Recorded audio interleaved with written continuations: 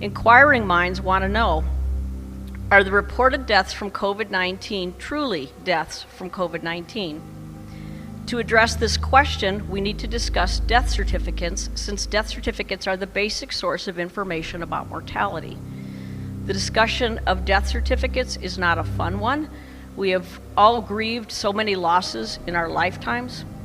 Still, we need to talk about it because they are the basis of the so-called death rate of COVID-19. History-changing decisions are being made due to these figures, despite the fact that they are flat out wrong, based on data that is insufficient and often inaccurate. Few people know how much individual power and leeway is given to the physician, coroner, or medical examiner signing the death certificate. How do I know this? I've been filling out death certificates for over 30 years. More often than we want to admit, we don't know with certainty the cause of death when we fill out death certificates. That is just life. We are doctors, not God. Autopsies are rarely performed, and even when an autopsy is done, the actual cause of death is not always clear. Physicians make their best guesstimate and fill out the form. Then that listed cause of death, whatever we list, is entered into a vital records data bank to use for statistical analysis, which then gives out inaccurate numbers, as you can imagine. Those inaccurate numbers then become accepted as factual information, even though much of it is false.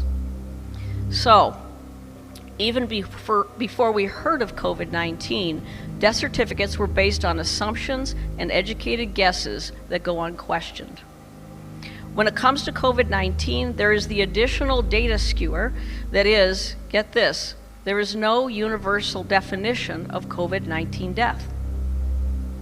The Center for Disease Control, updated from yesterday, April 4th, still states that mortality, quote-unquote, data includes both confirmed and presumptive positive cases of COVID-19. That's from their website. Translation, the CDC counts both true COVID-19 cases and speculative guesses of COVID-19 the same. They call it death by COVID-19. They automatically overestimate the real death numbers by their own admission.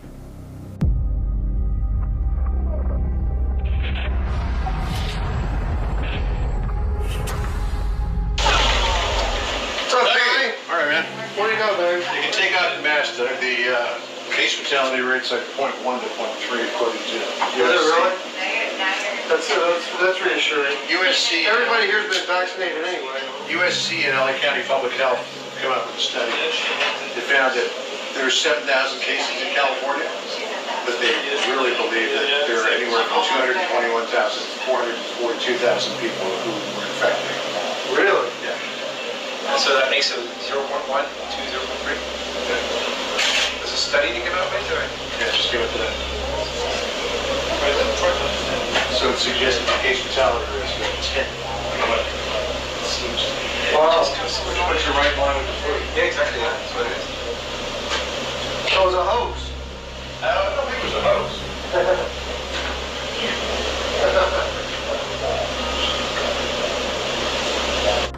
Today, New York City Mayor Bill de Blasio shifting focus to food insecurity during the coronavirus pandemic. This crisis is now adding to that number of people who are food insecure every day, because literally people are running out of money every single day. While over 1 million people in New York City were food insecure before COVID-19, including 1 in every 5 children, as unemployment grows, many are going hungry. Well, after the state of New York, no state in the country has been hit harder by this virus than the state of New Jersey. As of today, New Jersey has more than 71,000 cases of it. More than 3,100 people have died so far. Since the 21st of March, all residents in the state have been under a stay-at-home order, and that's had a big, predictable economic effect. In the past month, 577,000 New Jerseyans have filed for unemployment.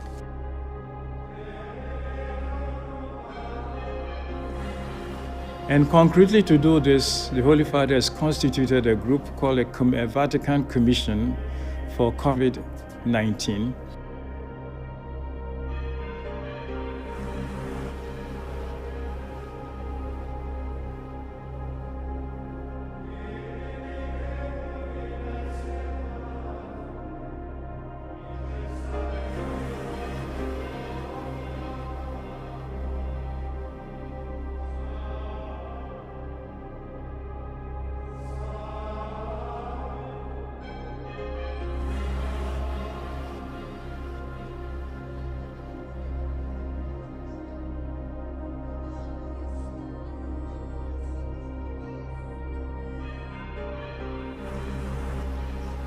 Church held a service like none other this morning. Reporter Sydney Gray was there as churchgoers listened from their cars.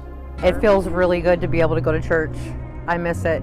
It was Nicole Dye's first time visiting New Life Fellowship Church. This is great. I could do this every Sunday. This is great.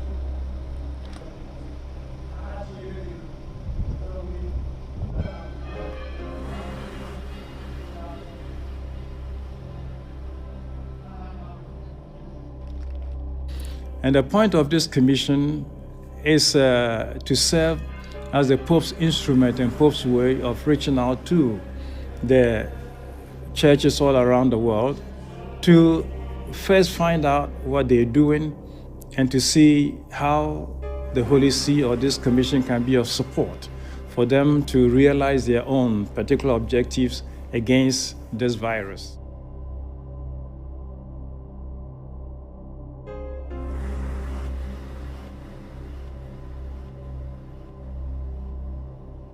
The Holy See then comes along to promote them to be protagonists of their own situation and applying the solutions that they have developed themselves to deal with this virus. Second thing is to also invite all of humanity, starting from these communities, to begin to think about the world of tomorrow, recognizing that this virus has forced us to make an experience of life in a way that we probably have never done.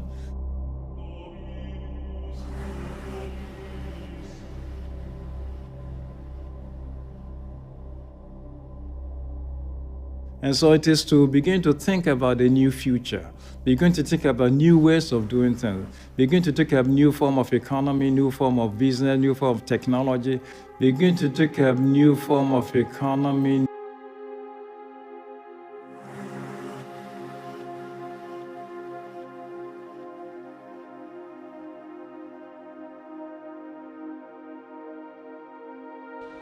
And that no man might buy or sell save he that had the mark or the name of the beast or the number of his name.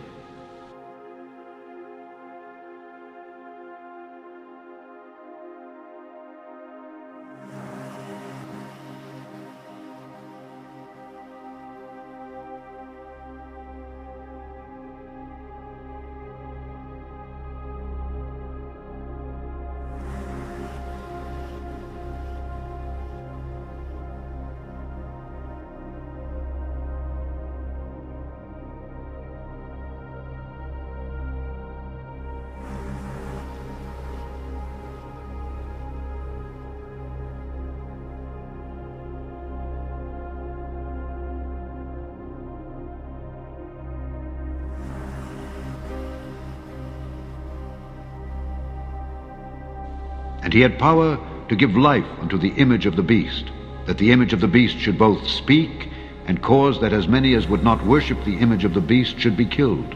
Begin to think about new ways of doing things. Begin to think of new form of economy, new form of business, new form of technology, new form of technology.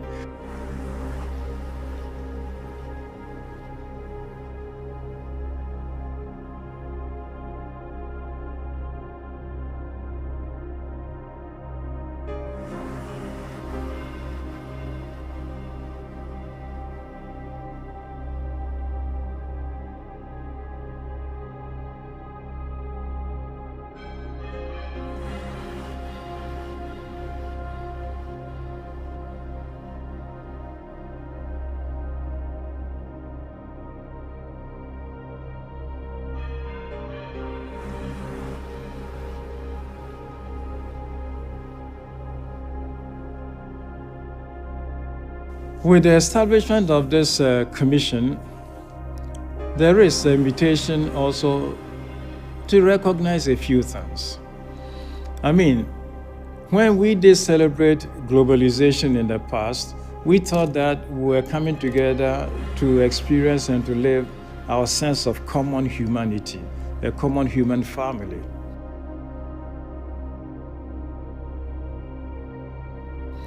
That had its challenges, but this disease is basically forced us to a raw and a very glaring realization of the fact that humanity is one family, that we need to live together, we need to share our resources together, and show a sense of solidarity.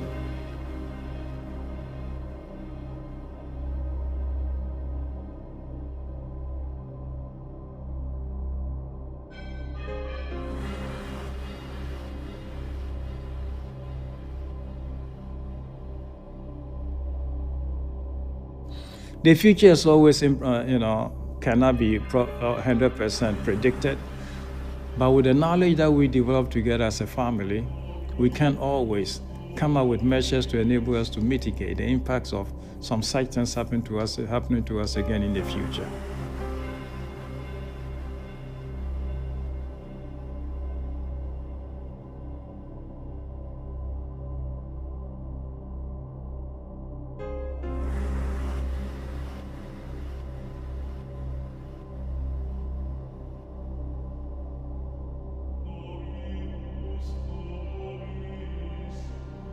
Okay, so as you can see in the video, how they're really pushing forward for this economic universal pay and this digital dollar and what have you.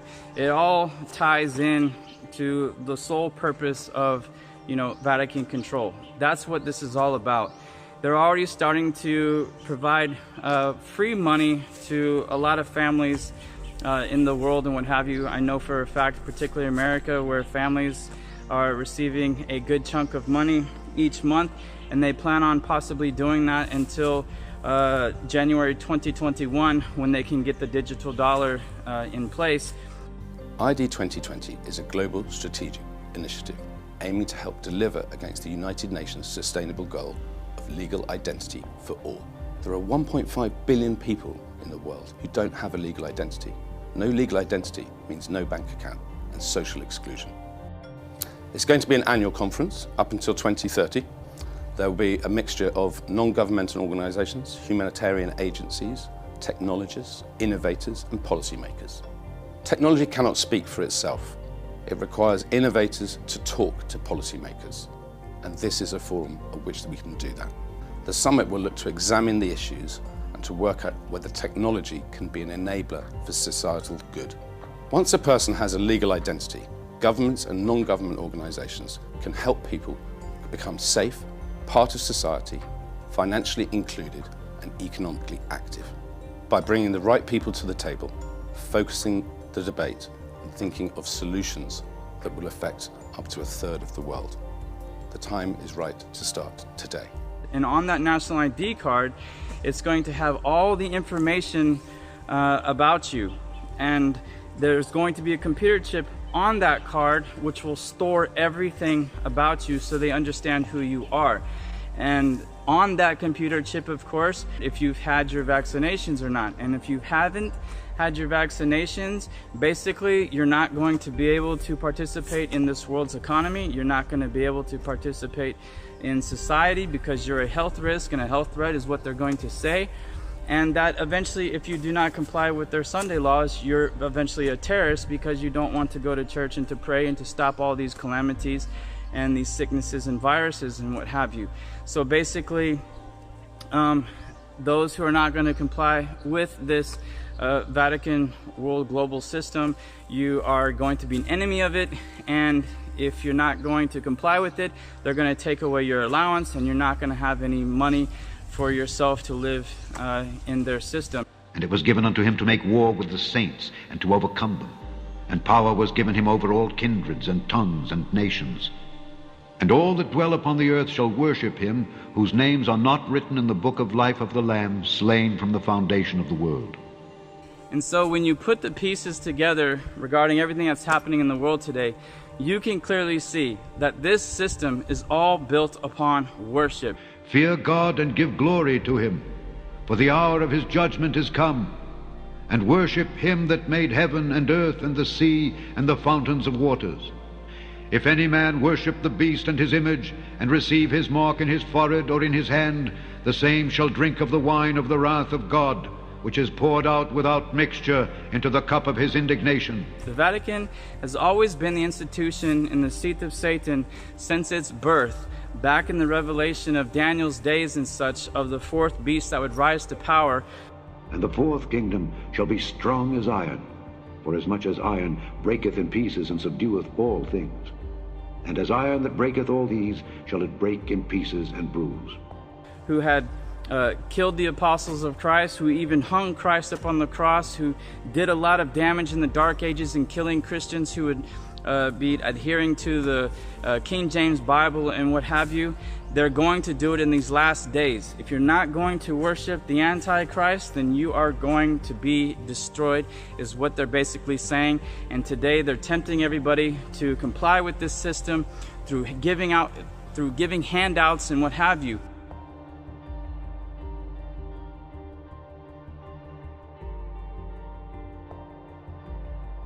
Which you have to understand, as they dangle money as the carrot to make their government and their system look good, there's a big catch to all this in the very end, that if you're not going to comply, they're going to shut your computer chip down and you're not going to participate, and a lot of people are going to starve or get thrown in the FEMA camps because they're going to try to go to the grocery store to buy food, and you can't.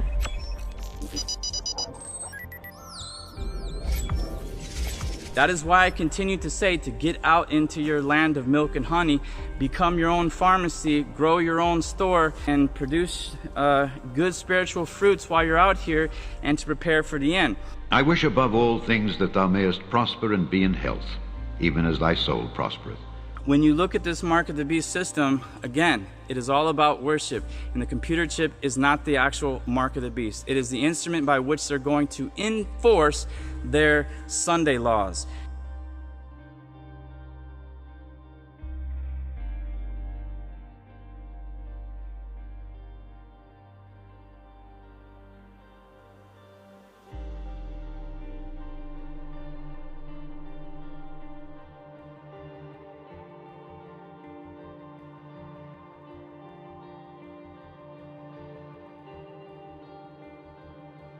When you understand that Rome is the beast, you've got to go to the beast and find out what the beast says their mark is.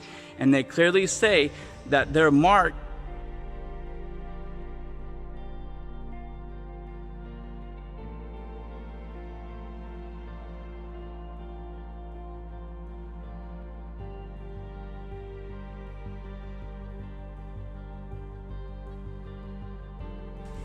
And if you take a good look at what's happening in America, you can see how they are rapidly pushing forward their end-time agenda. As you take a look at the scenes that are going on in Austin, and how the Jesuit co-agitator Alex Jones is stirring things up, and they're causing a lot of problems regarding not complying with this social distancing and what have you, and that's just all their plans as well.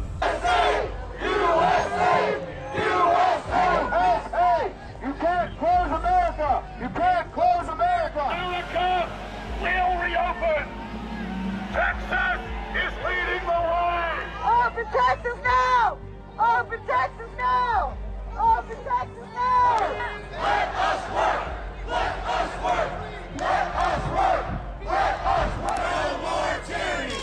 No more tyranny! No more tyranny!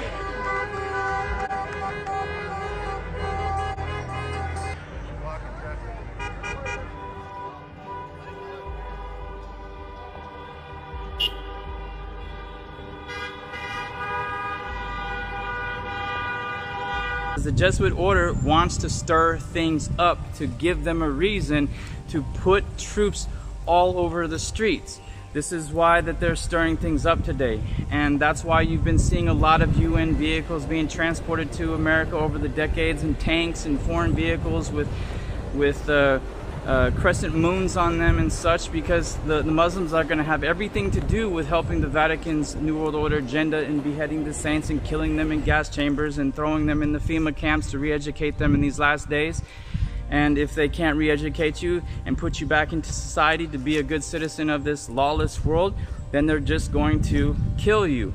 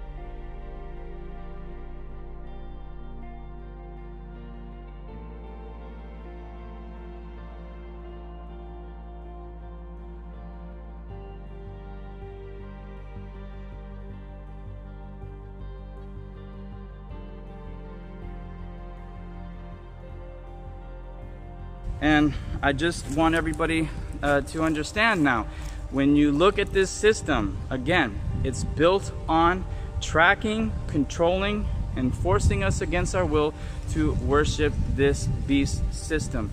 And the beast system has a leader, and this leader is aka Satan, and he's going to appear on the world scene. For thou hast said in thine heart, I will ascend into heaven. I will exalt my throne above the stars of God. I will sit also upon the mount of the congregation in the sides of the north. I will ascend above the heights of the clouds. I will be like the Most High. Yet thou shalt be brought down to hell, to the sides of the pit.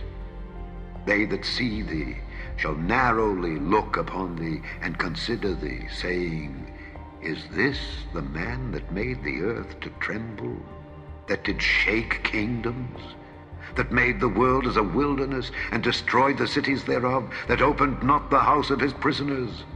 I will destroy thee, O covering cherub, from the midst of the stones of fire. Thine heart was lifted up because of thy beauty. Thou hast corrupted thy wisdom by reason of thy brightness. I will cast thee to the ground. I will lay thee before kings, that they may behold thee. And he's going to appear on the world scene today to put the icing on the cake and to globalize everything in this world for the sole purpose of him being worshipped, because he wants to be worshipped. He wants to be like the Most High. And when he steps on the scene, he's going to tempt everybody like he did the Son of God when he came in Matthew chapter 4, tempting Jesus in the wilderness, where he offered him all the world, and then if he would bow down and worship him, he would give it to him. And just like he's going to do today, if we're going to comply, then he's going to allow us to go out into this world and migrate anywhere we want, buy what we want, have what we want, and not have to work as much, and just to enjoy life on earth, where he's going to make it feel like it's heaven on earth. But we understand that it's not the Messiah, the Jesus Christ of the Bible, because he's not going to step foot on this earth until everything has been fulfilled and the new heaven and the new earth are finally here and what have you. Christ is not going to have his kingdom step foot on this earth until it has been cleansed and we land and walk on their ashes in the end. Blessed and holy is he that hath part in the first resurrection. On such the second death hath no power, but they shall be priests of God and of Christ, and shall reign with him 1,000 years. And when the 1,000 years are expired, Satan shall be loosed out of his prison, and shall go out to deceive the nations which are in the four quarters of the earth, Gog and Magog, to gather them together to battle, the number of whom is as the sand of the sea. And they went up on the breadth of the earth, and compassed the camp of the saints about, and the beloved city. And fire came down from God out of heaven, and devoured them. For behold, the day cometh that shall burn as an oven, and all the proud, yea, and all that do wickedly, shall be stubble. And the day that cometh shall burn them up, saith the Lord of hosts, that it shall leave them neither root nor branch. But unto you that fear my name shall the Son of Righteousness arise with healing in his wings. And ye shall go forth and grow up as calves of the stall. And ye shall tread down the wicked, for they shall be ashes under the soles of your feet in the day that I shall do this, saith the Lord of hosts. And so until that time, you can see how these end time events are really coming to pass very quickly. And I don't want you guys to be afraid, because there's nothing to be afraid about. And fear not them which kill the body, but are not able to kill the soul. But rather fear him which is able to destroy both soul and body in hell. The only thing you need to be afraid of is God. Fear him, keep his commandments, and you shall do good. Follow him and walk in his ways, and you shall overcome this system. Do everything you can to glorify God and to become partakers of his suffering we're going to be called to do. We've got to bear the cross today. We've got to wear the crown today of thorns in order to wear the crown of victory tomorrow. And so I just want you guys to go out there into the streets, wherever that you may possibly be able to go. Explain to the people why all these things are happening, like I've been showing you here on our YouTube channel, and doing everything you can to open this up to the people. You know, as I watched this year, I kept thinking, this is like the first Good Friday. Jesus was abandoned. with only one apostle and his mother standing by. Everyone else, all his supporters and disciples, were sheltered behind locked doors, which sounds awfully familiar. We're all in that place now. We feel alone, frightened, but there's hope. Resurrection's coming. It just might take a little longer than we'd like, Brian. Resurrection's coming. It just might take a little longer than we'd like, Brian.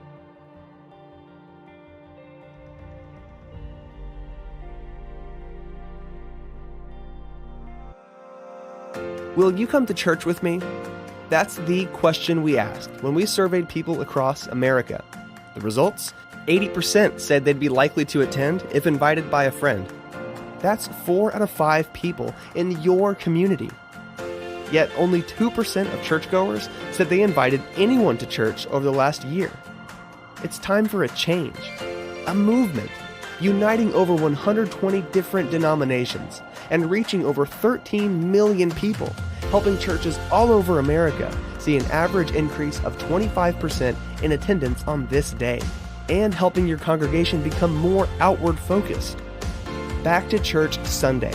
Get started today. Add your church to the map for free and take advantage of some of these great resources, like postcards, t-shirts, personal inviting tools, banners, and more. Hundreds of people across the country are just waiting to be invited, and Back to Church Sunday helps your church, thousands of churches, become a unified front of inviters to connect people to Jesus as we bring people back to church.